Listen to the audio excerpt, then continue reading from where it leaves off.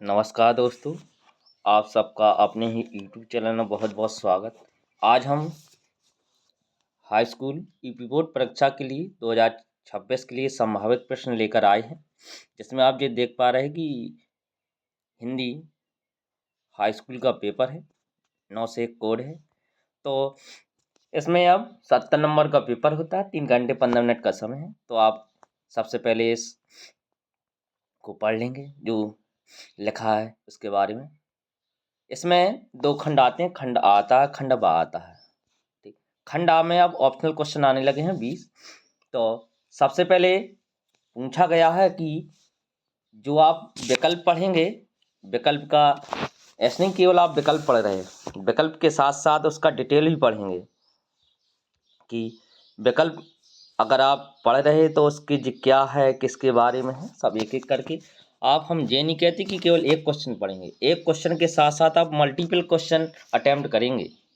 Multiple question attempt का मतलब है जैसे पुनर्नवा किस विधा की रचना, हम यही बताएंगे कौन सी विधा है, किसकी रचना है, इसका क्लू ही बताएंगे कैसे याद किया जाता है। ये तो केवल हिंदी का है, हिंदी के संभावित प्रश्न और जितने अनसॉल्व 2024 का हो, 25 का हो, 23 का हो, सब कराएंगे। और ऑलराउंडर सब वैसे हिंदी हो, सामाजिक हो, अंग्रेजी, विज्ञान, कला, हाँ गणित, कोई भी विषय हो या होम साइंस, सब विषय के ऑप्शनल कराए जाएंगे। और 2026 में जो संभावित आने वाले प्रश्न हैं वो भी कराए जाएंगे। आप बस केवल चैनल से जुड़ जाइएगा, जो अपने दोस्त हैं उनको भी लिंक शेयर कर दीजिएगा। अब हम अपने यूट्यूब चैनल को पुनः रिन्यूअल कर रहे हैं क्योंकि बहुत दिनों बीच में ब्रेक डाउन रहा। जैसे पहला क्वेश्चन है, पुनर्नवा किस विधा की रचना है। तो आपको बताना है पुनर्नवा किस विधा की रचना है। उपन्यास है, और पूछेंगे किसका उपन्यास है, तो उपन्यास है हजारी प्रसाद द्विवेदी का। किसका है? हजारी प्रसाद द्विवेदी का है। और कैसे याद होगा भाई कि जी कौन सी विधा है पुनर्नवा। तो हम जैसे अपने पुनर्जन्म के लिए क्या करते हैं, भगवान का उपवास करते हैं, इस प्रकार से याद कर सकते हैं पुनर्नवा क्या है, उपन्यास है। हाँ, आगे क्वेश्चन लिखा आषाढ़ का दिन। आषाढ़ के दिन के लेखक क्या हैं, तो मोहन राकेश है आषाढ़ का दिन। और जी नाटक है किसका, मोहन राकेश का जी नाटक है। आप लिखते जाइएगा। सबसे पहले आप अपना जो रफ लिए हैं या स्क्रीनशॉट जो भी कर रहे हैं, तो जो क्वेश्चन है हम अतिरिक्त जानकारी बता रहे हैं कि आषाढ़ का दिन एक नाटक है और मोहन राकेश का है, तो आप इसको नोट डाउन कर लीजिएगा। लिखा शुक्ल को काव्य के क्षेत्र में किस नाम से जाना जाता है, तीसरा क्वेश्चन। और जो विकल्प हैं उनमें हम तीसरा, शुक्ल को काव्य के क्षेत्र में किस नाम से जाना जाता है, तो छायावाद एक के नाम से जाना जाता है। क्यों? क्योंकि इस युग में छायावाद धारा का प्रभाव ज़्यादा रहा, इसलिए इसे छायावाद एक के नाम से जाना जाता है। आगे तीसरा सही है। चौथा, हंस पत्रिका का संपादन किसने किया, तो हंस पत्रिका का संपादन मुंशी प्रेमचंद जी ने किया है। ये इंपॉर्टेंट क्वेश्चन है, कई बार पूछा गया है। अगला, विश्रामपुर का संत के लेखक हैं, तो विश्रामपुर का संत जी एक रचना है, बहुत अच्छी है। हाँ, तो विश्रामपुर के संत के लेखक श्रीलाल शुक्ल, पहले नंबर का सही है श्रीलाल शुक्ल। आप श्रीलाल शुक्ल में सही कर लीजिएगा। आगे फिर है, ठाकुर किस धारा के कवि हैं। हाँ, जो हमारे ठाकुर साहब हैं। अब हमने इसकी भी रीति मुक्त है, हमने इसकी भी एक ट्रिक बताई थी। जैसे रीतिकाल की 3 शाखाएं हो जाती हैं, रीतिकाल, रीतिबद्ध और रीति सिद्ध। जो रीति मुक्त है, जैसे ठाकुर हमेशा मुक्त ही रहते हैं। बोधा आदमी हमेशा मुक्त होता है। आलम अल्लाह की देन है, सब मुक्त ही रहता है। जे भाई ठाकुर रीति मुक्त। इस प्रकार से हम, ये हमारा क्लू है कि आप कैसे आज सीख सकते हैं। तार सप्तक कितने कवियों का संकलन है तार सप्तक में, तो आप तार सप्तक का देखेंगे।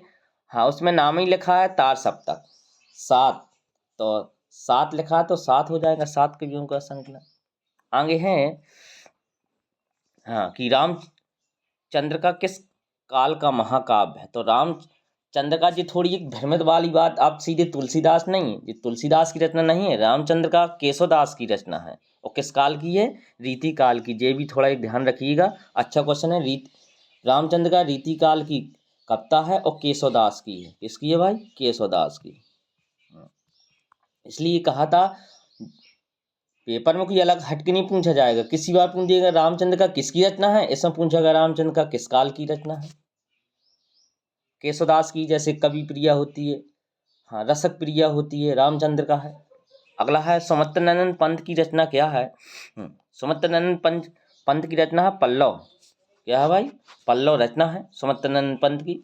हाँ, प्रकृति के सुकुमार कवि कहे जाते हैं, कौन से भैया, प्रकृति के सुकुमार कवि कहे जाते हैं निराला जी, वो सॉरी पंत। आगे कलम का सिपाही, इंपॉर्टेंट क्वेश्चन है, कई बार पूछा गया है कि कलम के सिपाही किसकी रचना है।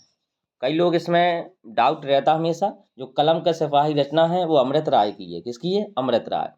अमृत राय, इसमें प्रेमचंद की जीवनी लिखी गई है। क्या लिखी गई है भाई, प्रेमचंद जी की जीवनी लिखी गई है। प्रेमचंद जी की जब जीवनी लिखी गई तो उनके पुत्र का नाम है अमृत राय। जब पुत्र का नाम अमृत राय है तो पुत्र ने अपने पिता की जीवनी लिखी थी कलम का सिपाही, तो इसके रचनाकार पूछे गए तो अमृत राय आप लगाएंगे। आगे है शांत रस का स्थायी भाव क्या होता है, तो आप इस चीज को जानते हैं, निर्वेद होता है। हाँ, आगे कनक कनक तय सौगुनी मादकता अधिकार। हाँ, इसमें यमक अलंकार है। यमक अलंकार का मतलब होता है जो कनक कनक, जहाँ एक शब्द दो बार आए, दोनों बार में अलग अलग अर्थ हो। एक बार कनक का मतलब धतूरा है, एक बार कनक का मतलब सोना है, इसलिए यमक अलंकार हो जाएगा।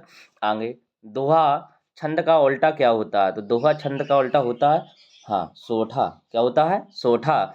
आगे हाँ, 14वां क्वेश्चन है, पर्यावरण में किस उपसर्ग का प्रयोग हुआ है। एक होता है उपसर्ग, एक होता है प्रत्यय। उपसर्ग का मतलब होता है यदि हम किसी शब्द के आगे कोई शब्द लगा दें, जैसे परि प्लस आवरण, तो पर्यावरण उपसर्ग का मतलब, उपसर्ग और प्रत्यय में अंतर होता है। उपसर्ग लगता है आगे और प्रत्यय लगता है पीछे। हाँ, तो इस बात को ध्यान दीजिएगा।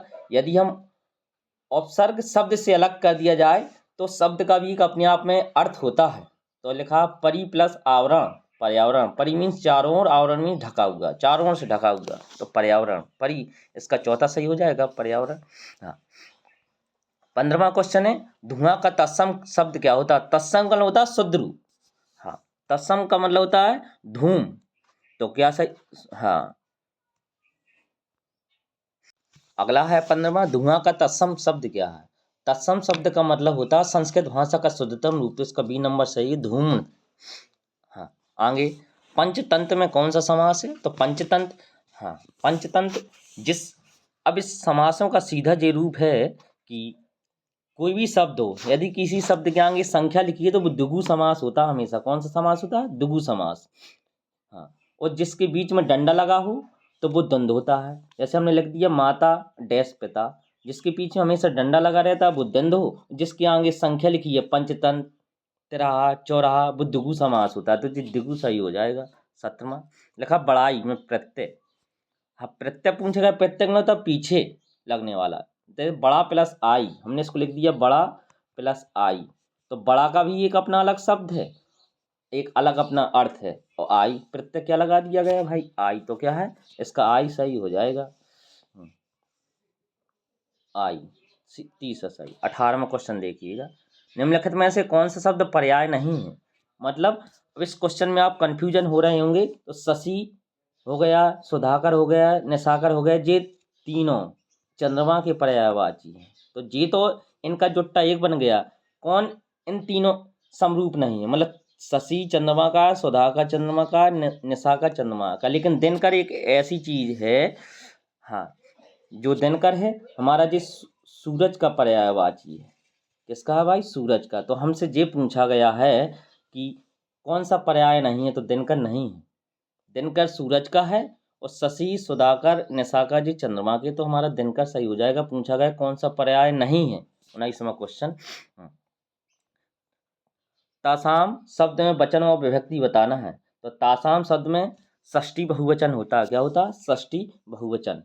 ओके, आगे 20वां क्वेश्चन, जिन शब्दों के स्वरूप में कोई परिवर्तन नहीं होता उसे हम अव्यय बोलते हैं। क्या बोलते हैं भाई, अव्यय।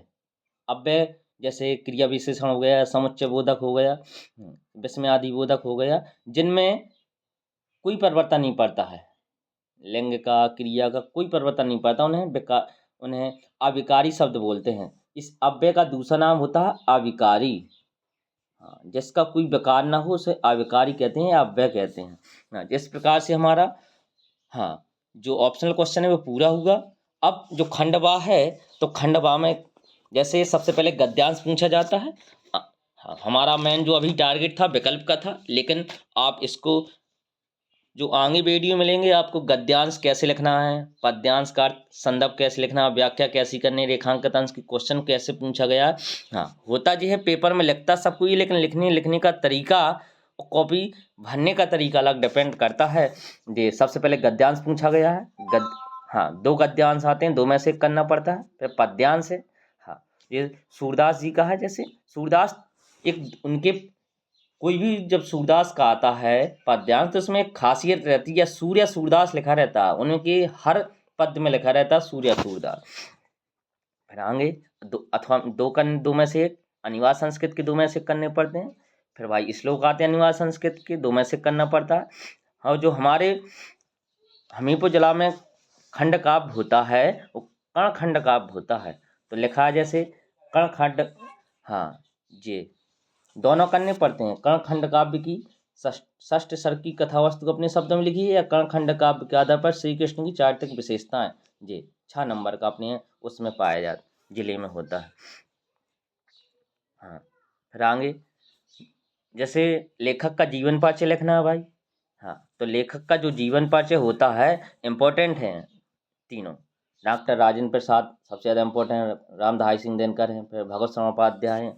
तो आप 3 में से किसी एक का करना पड़ता है। जीवन परिचय लिखें, उनकी कोई एक रचना सीखें और रचना का डिटेल जरूर लिखें। 2 नंबर की रचनाएँ आती है।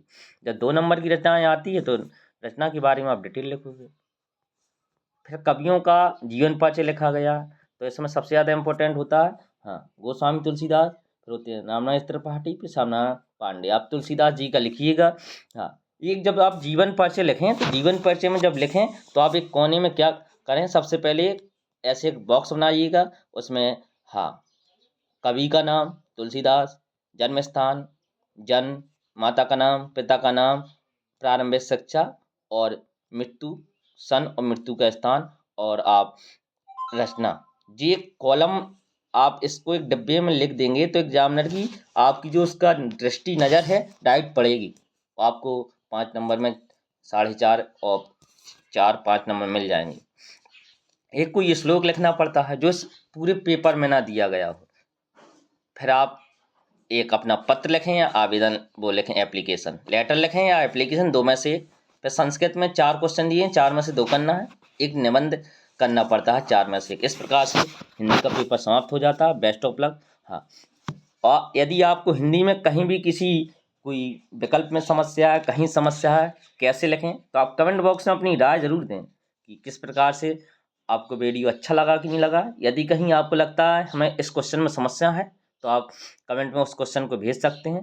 और आगे तो अभी हर विषय का हाई स्कूल का ये बताया जाएगा पेपर कैसा लिखना है, क्योंकि लिखने के तरीका डिपेंड करता है। हम अपने हाथ से कॉपी लिख कर ही बता देंगे। हाँ, इस प्रकार से बेस्ट ऑफ लक। धन्यवाद।